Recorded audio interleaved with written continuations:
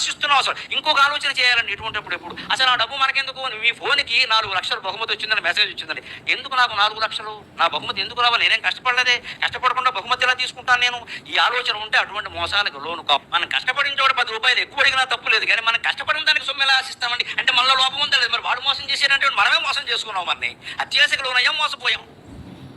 ఎలా ఆశిస్తున్నావు అసలు ఇంకొక ఆలోచన చేయాలండి ఇటువంటిప్పుడు. ఎప్పుడు అసలు ఆ డబ్బు మనకెందుకు, మీ ఫోన్కి 4 లక్షలు బహుమతి వచ్చిందని మెసేజ్ వచ్చిందని, ఎందుకు నాకు 4 లక్షలు, నా బహుమతి ఎందుకు రావాలి, నేనేం కష్టపడలేదే, కష్టపడకుండా బహుమతి ఎలా తీసుకుంటాను నేను, ఈ ఆలోచన ఉంటే అటువంటి మోసాలకు లోను కావు. మనం కష్టపడిన చోట 10 రూపాయలు ఎక్కువ అడిగినా తప్పు లేదు, కానీ మనం కష్టపడిన దానికి సొమ్ము ఎలా ఆశిస్తామండి. అంటే మనలో లోపం ఉందా లేదు, మరి వాడు మోసం చేసేటంటే మనమే మోసం చేసుకున్నాం, మరి అత్యాశకు లోనయ్యాం, మోసపోయాం.